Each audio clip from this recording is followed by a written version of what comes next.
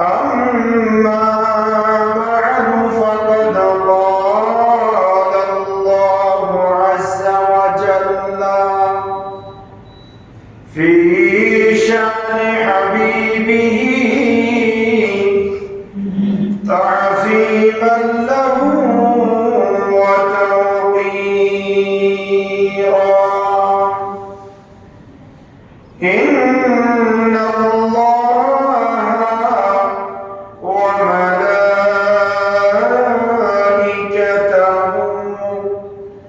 يصلون على النبي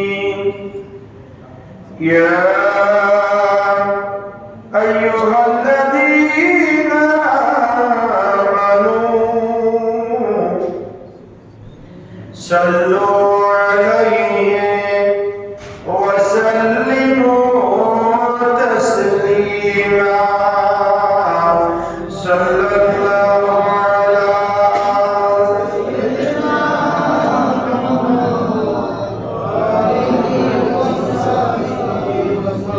صلى الله على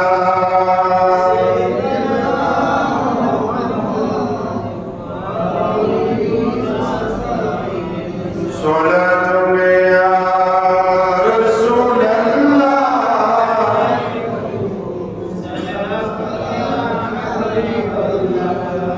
صلاة يا رسول الله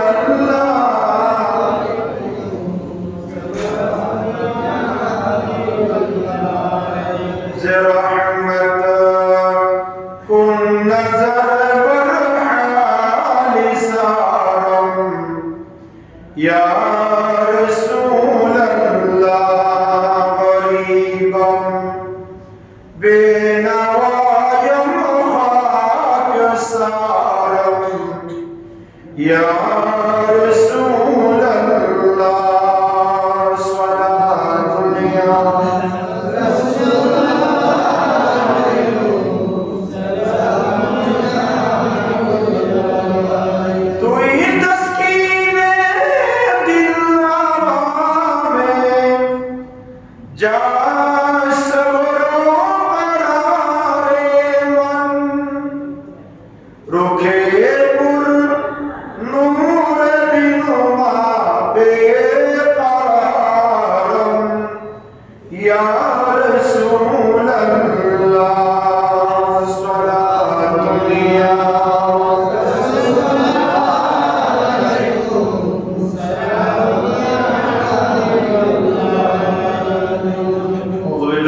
الشيطان الرجيم بسم الله الرحمن الرحيم والذي يريكم آياته وينزل لكم من السماء رزقا وما يتذكر إلا من ينيب صدق الله مولانا العظيم وبلغنا رسوله النبي الأمين ونحن على ذلك لمن الشاهدين والشاكرين والحمد لله رب العالمين معزز محترم حضرات মুসল্লিয়ান ইসলাম সম্মানিত উলামায়ে কেরাম রাহিমানি ওয়া রাহিমাকুমুল্লাহ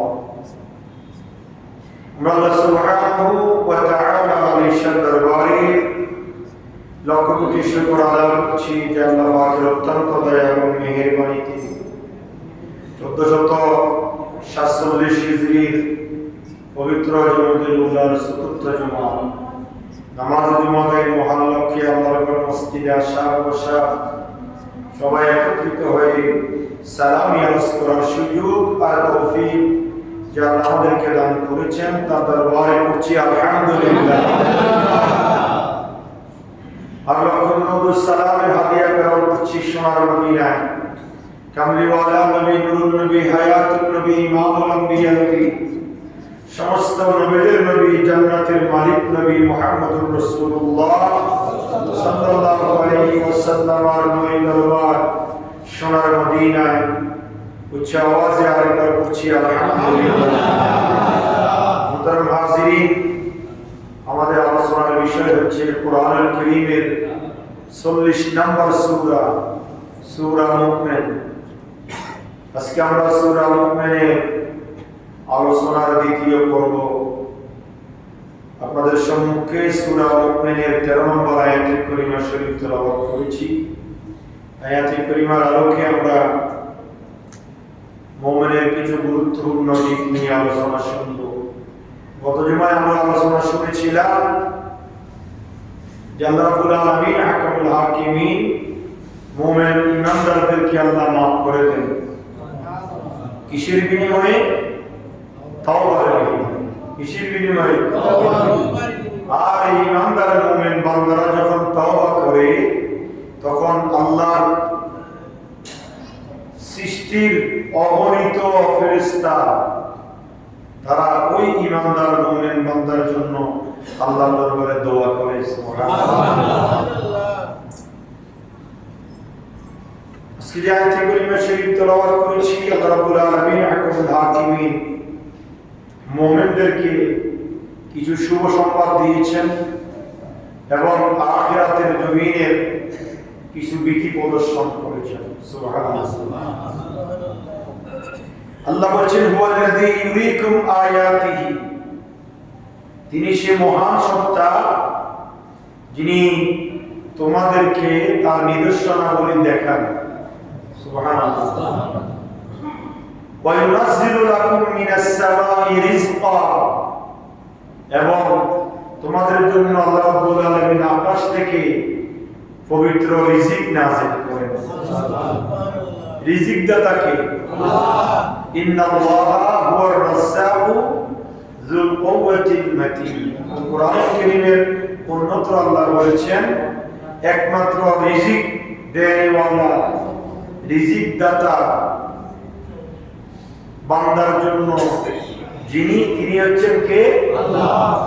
এইজন্য আল্লাহ এই আয়াতে কারিমার মধ্যে বলেছেন হুয়াল্লাযী, তিনি সে মহান সত্তা, আল্লাযী যিনি ইউরীকুম আয়াতিহি, তোমাদেরকে তার নিদর্শনাবলী দেখান, ওয়া ইউনাজ্জিলু মিনাস সামাই রিজকা, তোমাদের জন্য আকাশ থেকে রিজিক নাযিল করেন। সুবহানাল্লাহ।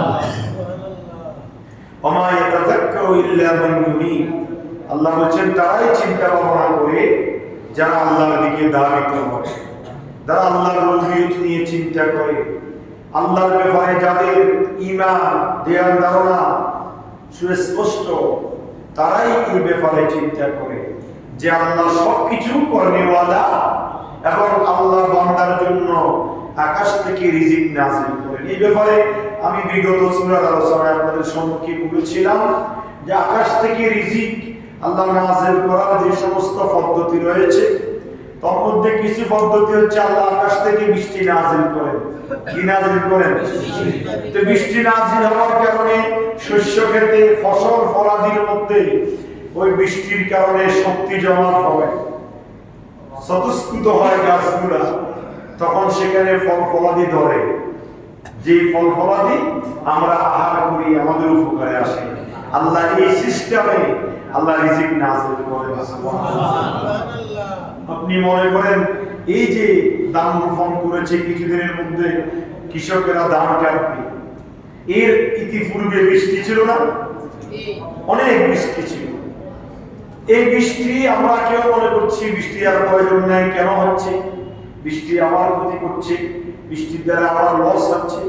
কিন্তু আল্লাহ সুবহানাহু ওয়া তাআলা বান্দা রিজিকের জন্য যে বীজ বপন করেছে ধানের চারা, ওটার ভিতরে যদি পানি না দেওয়া হয় শস্য ক্ষেতের ধান গজাবে না, ধানের গোছাগুলো মোটা হবে না, রিজিক বৃদ্ধি পাবে না। এই জন্য আল্লাহ রাব্বুল আলামিন আকাশ থেকে সময়ে সময়ে বৃষ্টি নাযিল করেন বান্দার জন্য। ওই বৃষ্টির মধ্য দিয়ে আল্লাহ বান্দাকে রিজিকের প্রশস্ততা দান করেন। সুবহানাল্লাহ। তারপর আয়াতে আল্লাহ বলেছেন ফাদুল্লাহ মুখলিসিনা লাহুদ্দিন, হে ইমানদার বিশ্বাসী বান্দারা, তোমরা খালেস ভাবে একনিষ্ঠতার সাথে আল্লাহকে ডাকো। কিসের সাথে? খালেস একনিষ্ঠতার সাথে তোমরা আল্লাহকে ডাকো। কেননা ওয়ালাউ কারিহাল কাফিরুন, তোমরা যে খালেস ভাবে একনিষ্ঠতার সাথে আল্লাহকে ডাকবে এটা কাফের মুশরিকরা পছন্দ করে না। সুবহানাল্লাহ। কাফের মুশরিকরা আল্লাহকে বাদ দিয়ে তাদের বানানো বস্তুর আরাধনা করে, আল্লাহর সৃষ্টির আরাধনা করে, চন্দ্র সূর্যের আরাধনা করে, এটা তো আমাদের ইবাদত বন্দেগী তাদের কি হয় না, পছন্দ। আল্লাহ বলছেন তোমরা খালেস একনিষ্ঠতার সাথে আমাকে ডাকো, কিন্তু কাফের মুশরিকেরা সেটা অস্বীকার করবে, পছন্দ করবে না। তারপরেও তোমরা আমি আল্লাহকে একনিষ্ঠতার সাথে আহ্বান করো। রফিউদ দারাজাতিল আরশ, আল্লাহ বলছেন আমি সে আল্লাহ যিনি সুউচ্চ মর্যাদার অধিকারী, আরশের মালিক। সুবহানাল্লাহ। আমরা ডাকবো কাকে? তিনি কে? আরশের মালিক, যার সাথে কোনো শরীক নেই। আল্লাহ বলছেন রফিউদ দারাজাতিল আরশ, আমি সেই সুউচ্চ মর্যাদার অধিকারী আল্লাহ যিনি আরশের মালিক। সুবহানাল্লাহ। ইউলকির রূহা মিন আমরিহি আলা মান ইয়াশাউ মিন ইবাদি, আমি আমার বান্দাদের মধ্য থেকে যাকে ইচ্ছা তাকে উপদেশ দিয়ে থাকি, তার উপর ইলহাম করে থাকি, তাকে দ্বীনের দাওয়াতের মধ্য দিয়ে দ্বীনের বাণী তাকে আমি আল্লাহ দান করি। যার দরুন সে কি করে? লিয়ুনজিরা ইয়াউমাত তালাক, সে আমার বান্দাদেরকে কিয়ামতের দিন সম্পর্কে, হাসরের দিন সম্পর্কে, পরকাল সম্পর্কে বয় ভীতি প্রদর্শন করে। সুবহানাল্লাহ। যারা নবী রাসূল, যারা আলেম ওলামা, তারা আমাদেরকে আখিরাত সম্পর্কে জানায়, ঠিক কি না? আল্লাহর রুবুবিয়ত সম্পর্কে জানায়, আল্লাহর সৃষ্টি সম্পর্কে জানায়। কিয়ামতের ময়দান হবে, সেখানে মানুষের আমলনামার হিসাব হবে, মানুষকে আল্লাহ রাব্বুল আলামিন পরীক্ষা নিরীক্ষা করবেন, মানুষের নেক আমলের প্রতিদান দিবেন। বদ আমলের কারণে জাহান্নামে যাবে, নেক আমলের কারণে জান্নাতে যাবে। এই সমস্ত বিষয়গুলি আমাদেরকে নবী রাসূলগণ শিক্ষা দিয়েছেন। কথা বলেন ঠিক কি না? এইজন্য আল্লাহ বলছেন হ্যাঁ, ইউলকির রূহা মিন আমরিহি আলা মান ইয়াশাউ মিন ইবাদি লিয়ুনজিরা ইয়াউমাত তালাক, আমার বান্দাদের মধ্যে আমি কাউকে নবুয়ত, কাউকে রিসালাতের দায়িত্ব দিয়ে থাকি, কাউকে আলেম ওলামা বানাই, হাফেজে কোরআন বানাই, আলেমে দ্বীন বানাই, তারা আমার বান্দাদেরকে আখিরাতের সম্পর্কে শিক্ষা দেয়। সুবহানাল্লাহ। ইয়াউমা হুম বারিসুনা লা ইয়াখফা আলাল্লাহি মিনহুম শাই, লিমানিল মুলকুল ইয়াউম লিল্লাহিল ওয়াহিদিল কাহ্হার। আল্লাহ রাব্বুল আলামিন বলছেন ইয়াউমা হুম বারিসুনা লা ইয়াখফা আলাল্লাহি মিনহুম শাই, যেদিন তারা বের হয়ে পড়বে আল্লাহর নিকট তাদের কোনো কিছু গোপন থাকবে না। সেই দিন কোন দিন? কিয়ামতের দিন। কোন দিন বলেন না? কিয়ামতের দিন আমরা সবাই কার সামনে উপস্থিত হব? আল্লাহর সামনে। আমাদের সবকিছু ওপেন হয়ে যাবে, সেখানে আর কোনো কিছু গোপন থাকবে না। আমরা জানি, আরো আলোচনাও শুনেছি, কিয়ামতের বিশাল ময়দান হবে। ইসরাফিল আলাইহিস সালাম সিংহা ফুৎকার দেওয়ার পরে দ্বিতীয় সিংহা ফুৎকার যখন ইসরাফিল দিবেন, মানুষ ও আদম সফিউল্লাহর সন্তান হাবিল কাবিল থেকে শুরু করে কিয়ামতের পূর্ব মুহূর্ত পর্যন্ত যত মানুষ দুনিয়াতে এসেছিল আর ইন্তেকাল করেছে, সবাই ফিফিরিকার মতো কবর থেকে উঠে হাশরের ময়দানে উপস্থিত হবে। আল্লাহ বলছেন ইয়াউমা হুম বারিসুনা লা ইয়াখফা আলাল্লাহি মিনহুম শাই, যেদিন তারা বের হয়ে পড়বে আল্লাহর নিকট তাদের কোনো কিছু গোপন থাকবে না। আর সেই দিন আল্লাহ রাব্বুল আলামিন আহকামুল হাকিমিন গায়বীভাবে জিজ্ঞাসা করবেন। সেই হাশরের ময়দানে নবী রাসূল, ওলি, গাউস, কুতুব, আলেম, ওলামা, ভালো মানুষ, খারাপ মানুষ, সৎ মানুষ, অসৎ মানুষ, কাফের, মুশরিক, সবাই সেই হাশরের ময়দানে কি হবে? উপস্থিত হবে। কেউ বাকি থাকবে না। যারা আল্লাহর বান্দা, হোক ইমানদার, হোক কাফের, হোক আলেম, হোক অশিক্ষিত, সব আল্লাহর বান্দারা সেই দিন হাশরের মাঠে কি হবে? উপস্থিত হবে। একটা সীমাবদ্ধতার মধ্যে, একটা বাউন্ডারির মধ্যে সবাই জমায়েত হবে। সেখানে আল্লাহর আরশ থাকবে। সুবহানাল্লাহ। কি থাকবে? আজকে পড়লাম এই আয়াতে কারিমার তাফসীরের মধ্যে আল্লাহর আরশ নাকি হবে ডানে বামে আল্লাহর আরশ নাকি হবে 50,000 বছরের রাস্তা। আল্লাহু আকবার। আর আপনার উচ্চতায় হবে, আপনার ফাঁসে হবে, লম্বায় হবে 50,000 বছরের রাস্তা, আর ফাঁসে হবে 7 তবক আসমানের জমিন থেকে আরশ আজিম পর্যন্ত যত দূরত্ব, এত দূরত্ব হবে আরশ আজিমের। বলুন সুবহানাল্লাহ। সে আরশের নিচে কিয়ামতের কঠিন ময়দানে 7 ধরনের ব্যক্তি উপস্থিত থাকবে। সুবহানাল্লাহ। কয় ধরনের ব্যক্তি সে ব্যাপারে আপনাদের সামনে আরো আলোচনা করেছি। আজকে আলোচনার বিষয় সেটা নয়, এই জন্য সেদিকে যাচ্ছি না। সে আরশের নিচে 7 ধরনের ব্যক্তি কি থাকবে?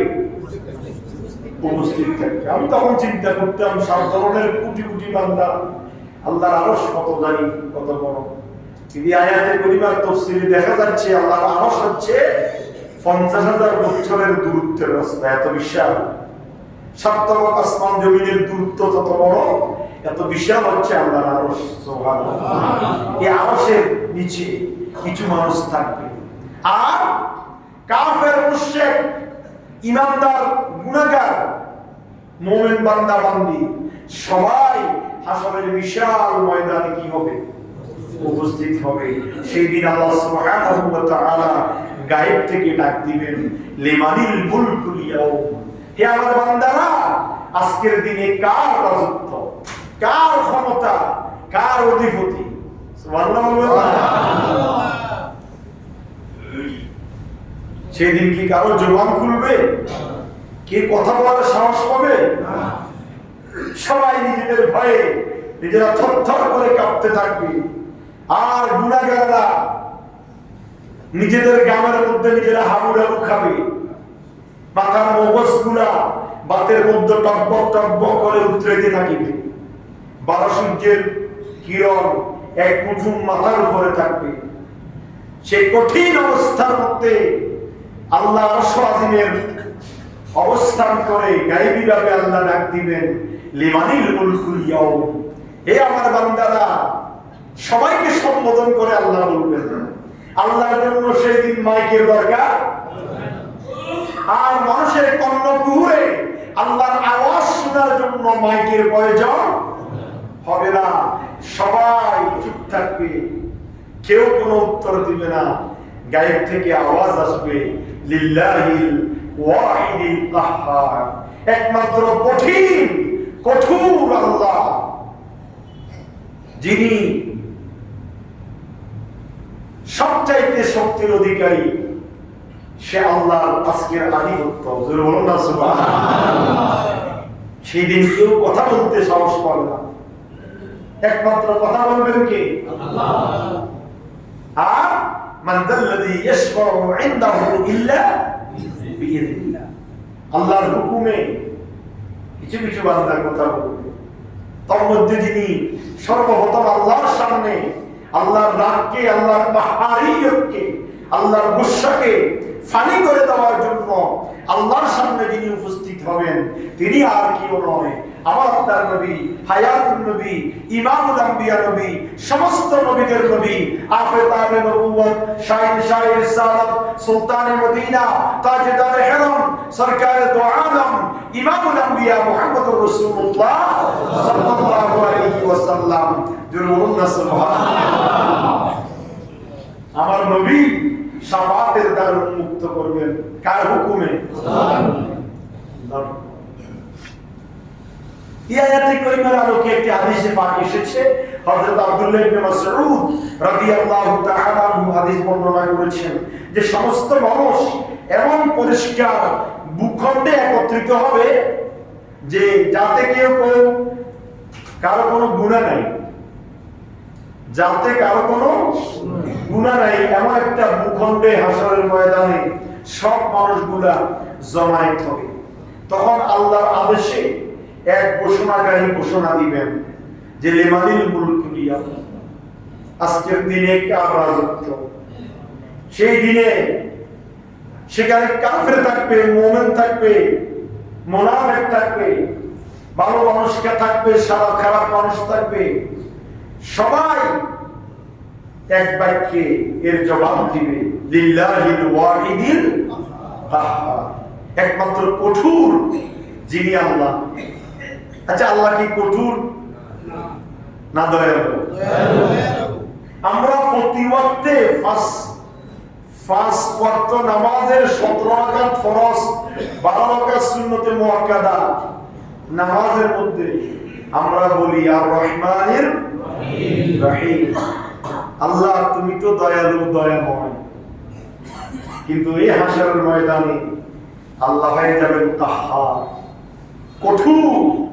গোটা ময়দান থরথর করে কাঁপতে থাকবে। নবী রাসূলগণ আতঙ্কিত অবস্থায় থাকবে। কি জন্য? কোন গুনাহের জন্য? ঈমান ঠিক রাখতে হবে। নবী রাসূলদের তো কোনো কি নাই, গুনাহ নাই, তাদের কোনো ভয়ের কারণ নাই। কিন্তু নবী রাসূলগণ তো ভুল করে নাই, কিন্তু জাতিকে, উম্মতকে হেদায়েত করতে গিয়ে কিছু কিছু হিকমত অবলম্বন করেছিলেন। এই জন্য নবী রাসূলগণ ভয়ে থাকবেন। আমি তো আল্লাহর সামনে এই কথা বলেছি, একটু বলি না হলে বুঝবেন না। ঈসা আলাইহিস সালামকে লোকেরা আল্লাহ কি বলতো? ছেলে। কিন্তু তিনি তো বলেন নাই। তিনি বলেন না যে আমি আল্লাহর ছেলে, তোমরা আমাকে আল্লাহর ছেলে জানো। কিন্তু কাফের মুশরিকেরা, খ্রিস্টানেরা ঈসা ইসলামকে আল্লাহ কি বলতো? হাসরের ময়দানে নাকি ঈসা রূহুল্লাহ আল্লাহর সামনে দাঁড়াইতে কষ্ট হবে, লজ্জাবোধ করবে, বিধি প্রদর্শন করবে। না জানি আজকে আমাকে আল্লাহ কি ভাবনাও করেন। আমাকে তো খ্রিস্টানেরা আল্লাহর ছেলে ডাকতো, আমি ডাকতে বলি নাই, কিন্তু আমাকে তারা ডাকতো। এই জন্য আল্লাহ আমাকে কি বিচার করেন আজকে? হযরত ইব্রাহিম আলাইহিস সালামকে তার জাতি মূর্তি পূজা করার জন্য ডাকেছিল।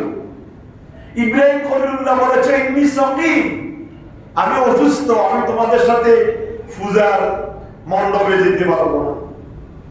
অথচ তিনি কি ছিলেন? সুস্থ ছিলেন।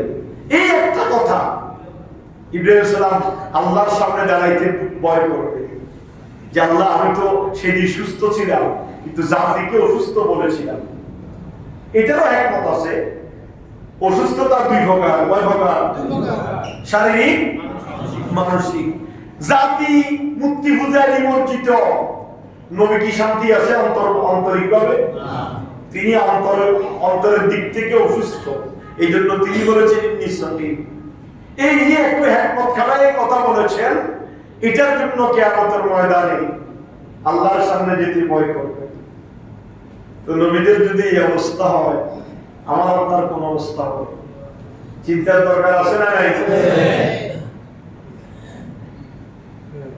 সেই হাসরের ময়দানে লিল্লাহিল ওয়াহিদিল কাহ্হার এই কথা যখন বলবে আল্লাহ কঠোর, তখন ঈমানদার মুসলমানরা আনন্দিত হবে যে আল্লাহ আমাদেরকে আগেও জানাই দিয়েছে। আমরা আল্লাহর আনুগত্য করেছি, নামাজ পড়েছি, রোজা রেখেছি, হজ করেছি, সত্যপথে ছিলাম। সুতরাং আল্লাহ কঠোর হইল, আজকে আমার কোনো ভয় নাই। ছাত্র যেটা পরীক্ষার মধ্যে 100 প্রস্তুতি নিয়ে হলে যায়, প্রশ্ন যত কঠিন হোক না কেন তার জন্য কি লাগে না?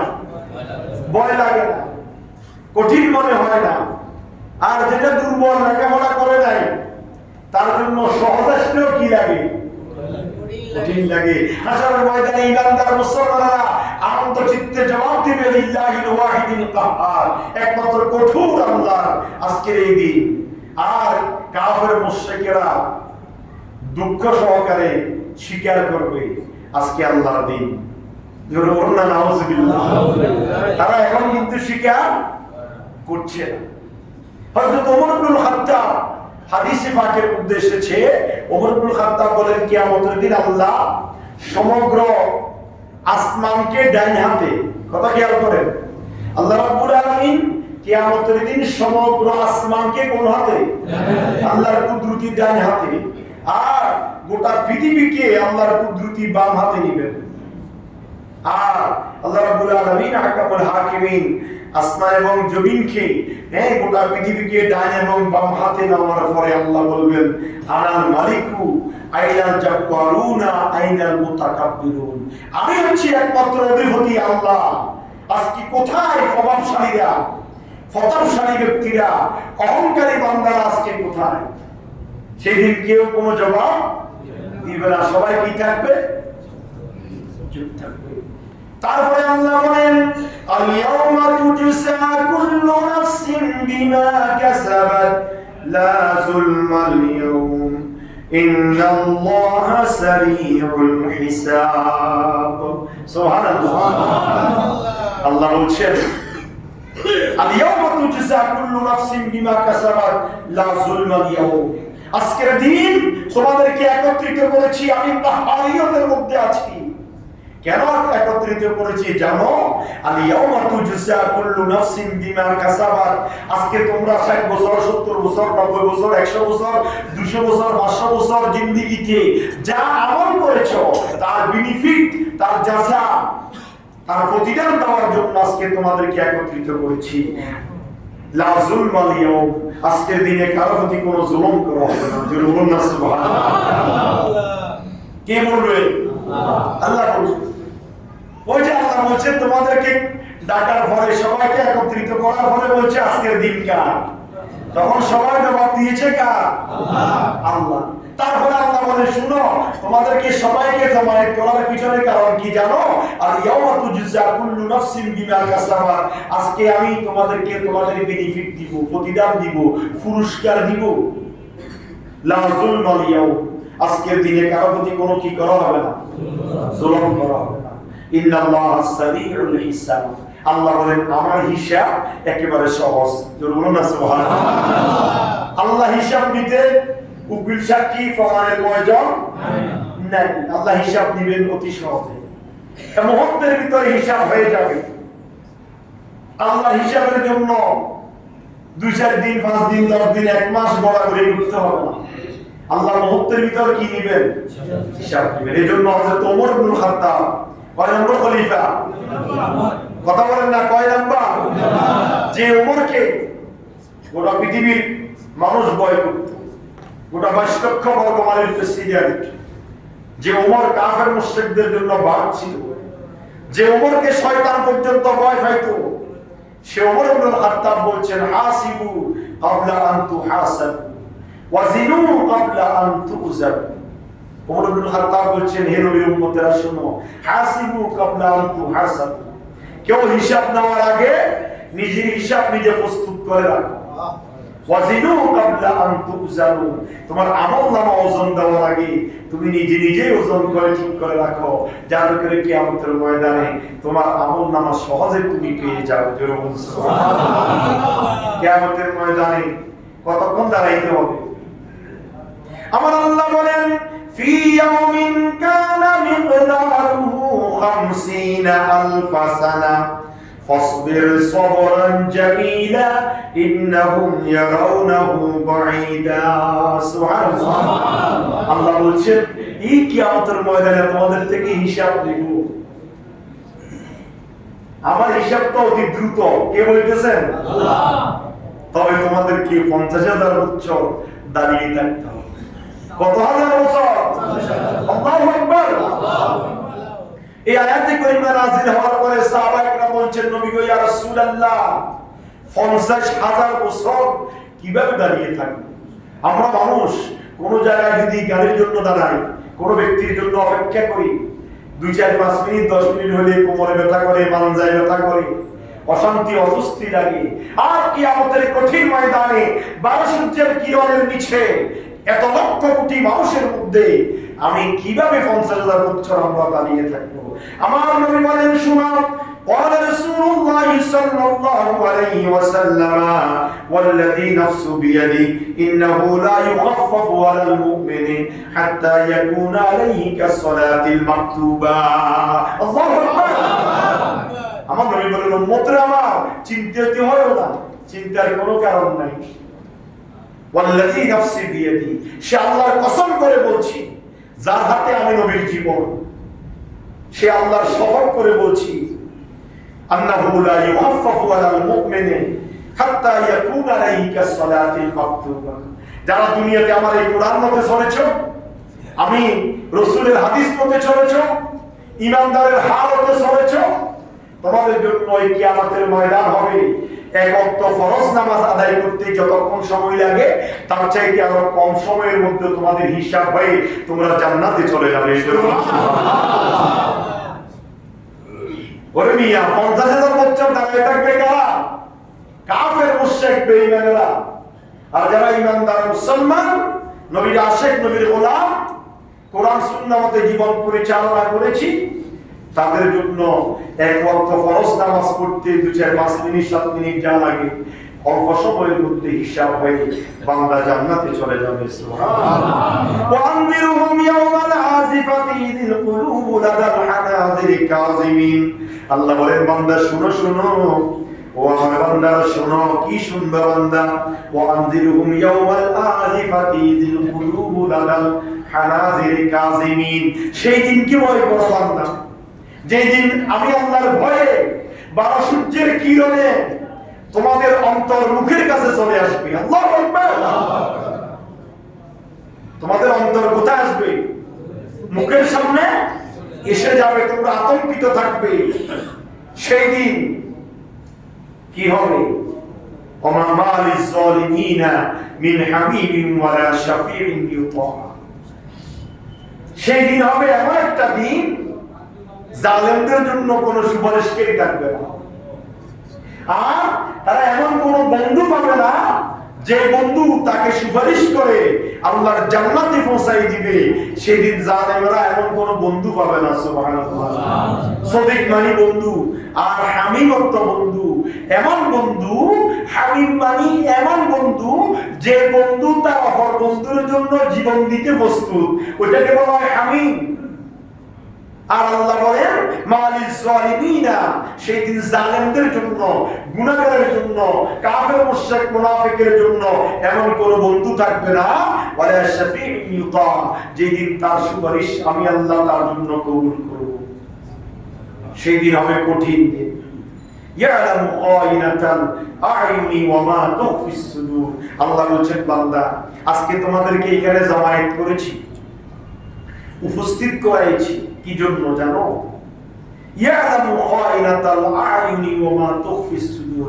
আমি আল্লাহ জানি তোমার চক্ষু কি লুকোচুরি খেলাইছিল দুনিয়াতে, তোমার অন্তর কি কল্পনা জল্পনা করেছিল, তোমার অন্তরের সব ঘটনা আমি জানি, তোমার চোখের দৃষ্টির ঘটনাও আমি জানি। আমি আল্লাহকে, আমি আল্লাহ হচ্ছি সামিউন বাসীর, আলিমুন বিযাতিস সুদূর। সুবহানাল্লাহ। আমি আল্লাহ সব জানি। জানেন না আল্লাহ? কথা বলেন না, জানেন কি না? আল্লাহ বান্দাকে শিখাই দিচ্ছেন, জানাই দিচ্ছেন বান্দা ইয়ালামু খায়িনাতাল আ'য়ুনি ওয়া মা তুখফিস সুদূর। বান্দা তোমার চোখে কি লুকোচুরি খেলেছিল দুনিয়াতে এবং তোমার অন্তরে কি কল্পনা জল্পনা হয়েছিল সব বিষয় সম্পর্কে আমি জানি। তাহলে কি হবে? ওয়াল্লাহু ইয়াকদি বিল হক, আল্লাহ সঠিক ফয়সালা করবেন। আজকে কিয়ামতের ময়দানে আল্লাহ কি করবেন? নাকি বেঠিক? কথা বলেন না। আল্লাহ কি জুলুম করে? না। আল্লাহ কারো জুলুম করবেন? না। দুনিয়ার মানুষ জুলুম করে, অবিচার করে, নির্যাতন করে, কিন্তু আল্লাহ রাব্বুল আলামিন কারো প্রতি কোনো জুলুম করেন না। আল্লাহ বলেন ওয়াল্লাহু ইয়াকদি বিল হক, আল্লাহ সঠিক ফয়সালা করবেন আজকে। ওয়াল্লাযীনা ইয়াদউনা মিন দুনিহি লা ইয়াবদুনা বিশাই। আল্লাহ বলেন যে তোমরা আল্লাহকে বাদ দিয়ে যার পিছনে ঘুরছো, যাকে ডাকাডাকি করছো, তিনি তো তোমাদের কোনো ফয়সালা করতে পারবেন না। ইন্নাল্লাহা হুয়াস সামিউল বাসীর। আর আমি আল্লাহ সবকিছু দেখি এবং সবকিছু শুনি। জোরে বলুন সুবহানাল্লাহ। আল্লাহ সবকিছু দেখেন এবং সবকিছু শুনেন। তিনি কে? আল্লাহ। তিনি কে? আল্লাহ। আজকে কোরআন কারীমের সূরা মুমিনের আলোকে আপনাদের সম্মুখে 13 নম্বর আয়াত থেকে 20 নম্বর আয়াত পর্যন্ত আলোচনা করেছি। এই আয়াতের পরিবার মধ্যে সংক্ষিপ্তভাবে এসেছে হাসরের ময়দানের দৃশ্য। কথা বলেন ঠিক কি না? কিসের দৃশ্য? যারা আগে থেকে এসেছেন তারা বুঝেছেন, যারা মাঝখানে এসে বসেছেন তারা আগেও বুঝেন না, গোয়া বুঝেন না। আর যারা 2 রাকাতের জন্য আসবে তারা তো কিছুই বুঝবে না। এই হয় আমাদের অবস্থা। শীতকাল, সময় কম, 1টার সময় 1টার ভিতর আমরা খতবা পড়ে ফেলবো, কিন্তু আপনারা আসেন দেরিতে, অলস, চাকরি বন্ধ, সব বন্ধ, ঘুমান, বাসায় বসে থাকেন, যাচ্ছি আর কি, যাবো আর কি। আলোচনা শুনতে হলে তাড়াতাড়ি আসতে হবে। আমি তো চেষ্টা করি কোনো কিচ্ছা কাহিনী আপনাদের সামনে উপস্থাপন না করে সরাসরি কোরআন থেকে বিষয়ভিত্তিক আলোচনা করার জন্য। আমার যতক্ষণ এখন আলোচনা করেছি প্রায় 1/2 ঘন্টার উপরে, আমি কি কোনো কিচ্ছা কাহিনী বলছি? শুধু কোরআন এবং হাদিস থেকে এই সূরা মুমিনের আলোকে হাশরের ময়দানে উপস্থিত হওয়া থেকে জান্নাতে পৌঁছার পূর্ব মুহূর্ত পর্যন্ত আল্লাহর ফয়সালাগুলো আপনাদের সামনে জানিয়ে দিয়েছি। তো আপনারা যদি আগে আসেন তাহলে শুনতে পাবেন, কিছু বুঝবেন। মাঝখানে যারা আসেন তারা কিছুই বুঝেন না, হুজুর কি বলতে চাইলো, কোন বিষয়ে বলতে চাইলো। আর যারা পরে আসেন তারা তো শোনার জন্য আসেন না, নামকা বাস্তে নামাজ 2 রাকাত পড়ার জন্য আসেন, তাদেরকে পাঠিয়ে দিলাম। তো আল্লাহ আমাদেরকে নির্দিষ্ট সময়ে তাড়াতাড়ি আসি, আল্লাহর কোরআন থেকে কিছু আলোচনা শোনা, বুঝা, আমল করার তৌফিক দান করুন। আমিন। তাহলে আজকে যে আলোচনা করলাম সূরা মুমিনের 13 থেকে 20 নম্বর আয়াত পর্যন্ত, এই আয়াতের পরিমাণের মাধ্যমে আমরা জানতে পারলাম আমাদের সবাইকে হাশরের ময়দানে উপস্থিত হতে হবে, আল্লাহর সামনে স্বীকার যাইতে হবে যে আজকের দিনে আল্লাহ ছাড়া আর কেউ নাই, আর আমাদের কোনো হামিম, কোনো বন্ধুও থাকবে না। যদি আমি গুনাহ করি, আমি অপরাধ করি, এমন অপরাধ করে বসেছি, আমার কোনো সুপারিশকারীও থাকবে না। সুতরাং আল্লাহ রাব্বুল আলামিন আহকামুল হাকিমিন আমাদেরকে এই আলোচনাগুলো আমল করার আমাকে এবং সবাইকে তৌফিক দান করুক। আমিন। পরবর্তীতে আপনাদের সম্মুখে একটি মাসআলা বলেছিলাম যে ফরজ নামাজের পরে কিছু মুনাজাত আস্তে আস্তে কেন করি, এই ব্যাপারে আপনাদেরকে বলেছিলাম, মনে আছে তো আপনাদের? একটু মাসআলা যদি শুনি তাহলে আমাদের আমল করতে কি হয়। তো মাসালাটা আজকে একটা মাসালা বলবো, সেটা হচ্ছে 5 ওয়াক্ত নামাজের মুস্তাহাব কেরাত। কয় ওয়াক্ত নামাজ? 5 ওয়াক্ত। কয় ওয়াক্ত? 5 ওয়াক্ত নামাজের কিছু মুসনুন কেরাত আছে, মুসনুন সুন্নতি কেরাত, যেগুলো আল্লাহ রাসূল পড়তেন। আল্লাহ রাসূল শুক্রবারে 5 ওয়াক্তে 5 ধরনের কেরাত পড়তেন, শনিবারে 5 ওয়াক্তে 5 ধরনের কেরাত পড়তেন, রবিবার, সোমবার, বৃহস্পতিবার পর্যন্ত সপ্তাহে কয় দিন? 7 দিনে 535 ওয়াক্তে 35 রকমের কেরাত কোরআন থেকে আল্লাহ রাসূল পড়তেন। সুবহানাল্লাহ। এগুলা পড়লে আপনাদের ইমাম সাহেব যদি এগুলা পড়ে নামাজ পড়ায়, আপনাদের লাভ আছে না ক্ষতি আছে? লাভ আছে। কথা বলেন না? লাভ আছে। তাহলে ইমাম সাহেব যদি সুন্নতের উপর আমল করে, মুক্তাদিরাও সওয়াব পায়। কথা বলেন ঠিক কি না? মুক্তাদি সবাই যদি পাগড়ি বাঁধে আর ইমাম সাহেব যদি পাগড়ি ছাড়া নামাজ পড়ায়, তাহলে কারো আমলনামায় কি পাগড়ির সওয়াব যাবে? না। কথা বলেন না? না। কারণ ইমাম সাহেব, আপনি বলছেন ইক্তেদাইতু বিহাযান ইমাম, তো পাগড়ি পরা সুন্নাত, আমি পাগড়ি পরেছি, সুন্নাত পালন করেছি, আমার পিছনে আপনারা ইক্তেদা করেছেন, সবাই সুন্নতের কি পেলেন? সওয়াব পাইলেন। আর আপনারা সবাই ভেবেছেন আমি সুন্নত পালন করতে পারি নাই কোনো কারণে, তার বিধায় নামাজ ফাসেদ হবে না, নামাজের কোনো সমস্যা হবে না, কিন্তু সুন্নতের সওয়াব থেকে আমরা কি হব? বঞ্চিত হব। অনুরূপভাবে ইমাম সাহেব যদি সুন্নত মাসনুন কেরাতগুলা 5 ওয়াক্ত নামাজে পড়েন, জুমার দিন কোন কেরাত, জুমার নামাজে কোন কেরাত, ফজর নামাজে কোন কেরাত, কোরআন শরীফের কোন পারা থেকে, কোন সূরা থেকে, জোহর নামাজের কোন সূরা থেকে, আসর, মাগরিব, ইশায় কোন পারা থেকে, এগুলো যদি মাসনুন কেরাত যদি ইমাম সাহেব পড়ে, তাহলে আমরা সবাই কি পাবো? এইজন্য আমাদেরকে জানতে হবে ওই কেরাতগুলো কি। এখন আমরা না জানি, যদি দোহাই দিই অমুক মসজিদে এতক্ষণে পড়ে, ওর অমুক মসজিদে এতক্ষণ লাগে, আমার এখানে এতক্ষণ লাগে, এখন উনি ইমাম সাহেব হয়েছে, উনি যে সব বিষয়ে জানবে এমন তো কথা নাই।